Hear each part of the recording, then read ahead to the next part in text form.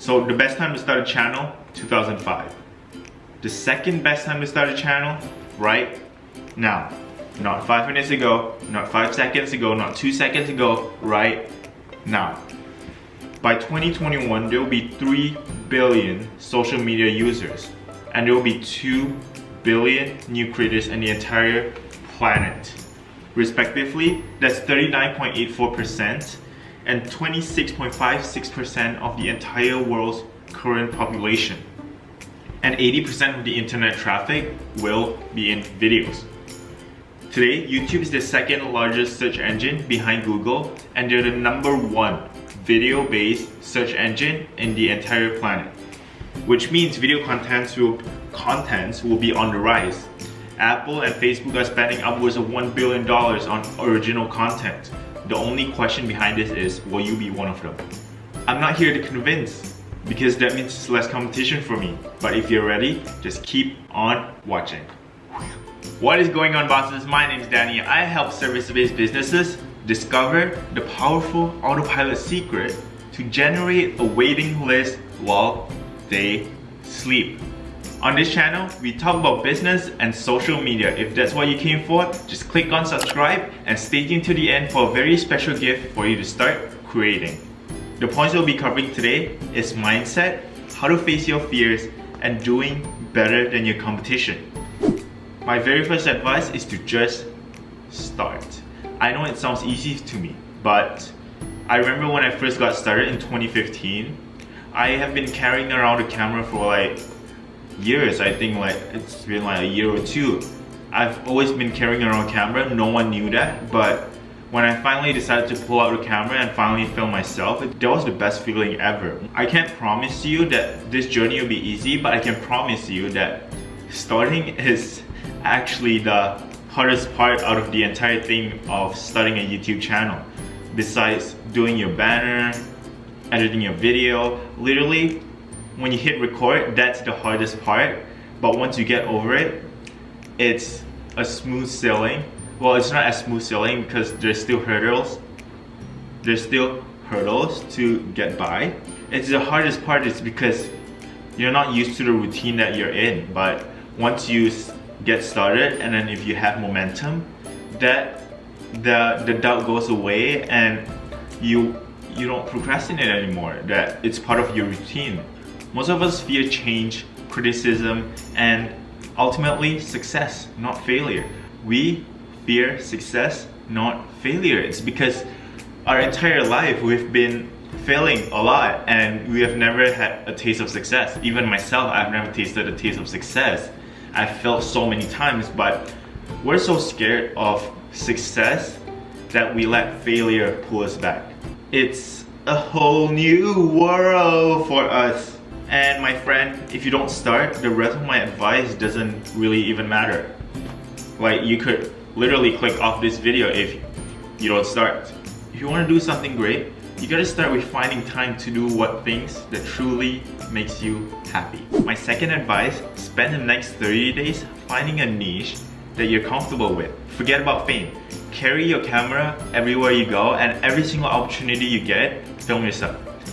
Let's say I'm down the street and I really want to explain something. Pull out your camera, talk about it. Because you never know, that might be the niche that you're comfortable with. If you don't have any ideas on which niche to focus on, experiment the next 30 days to find which video you want. The only type of video that I recommend avoiding are vlogs with friends. Like, as harsh as it sounds, people that don't know you, they don't really care about your life. It's kind of like if I go up to a stranger and then telling them about my story about how I came to Canada and blah blah blah, how I like my struggle of this, that, they wouldn't care because they're strangers. Now you may ask, why does people like Casey Neistat work so well with vlogs? That's because he already built a fan base with a base of like true fans that actually care about what he does.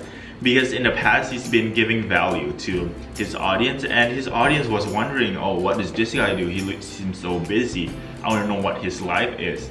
And that's the only time when you start vlogging, people care about your life.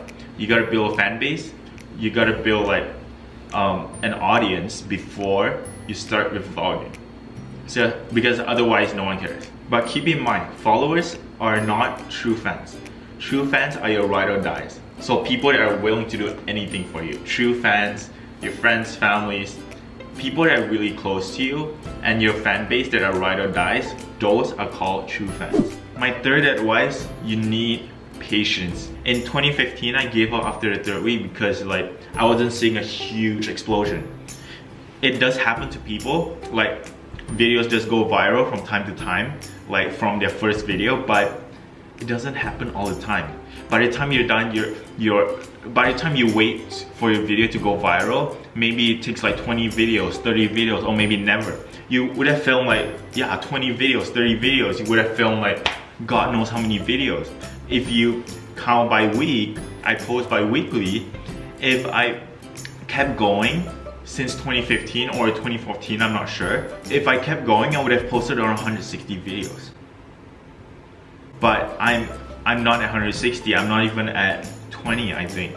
You gotta have patience and wait and wait and wait. Even at the beginning, if it doesn't seem that it's working out, all your like keywords and those stuff, if it doesn't seem it's working out, it will work out sometime.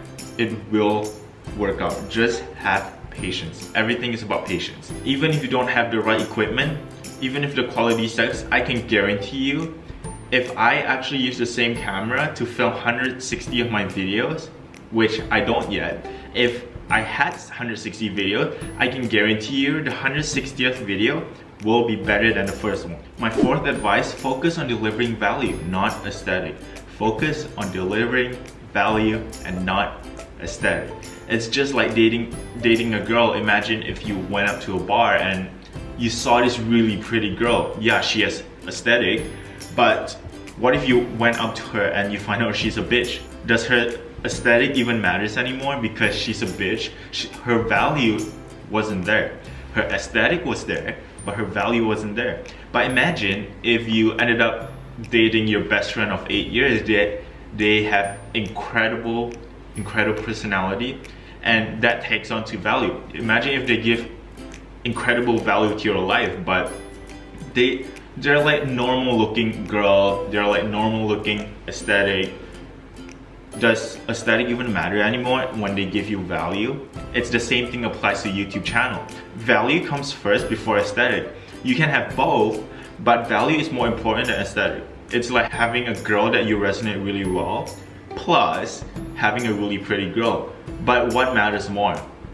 The value that they give you. My fifth and last advice, mind your own business and don't care about what people think. Like, people are naturally judgy and you can't stop everyone. The only person that you should satisfy is yourself. Haters are gonna hate because there will always be haters in this world. But if they decided to come back and become a true fan later, don't be a dick to them.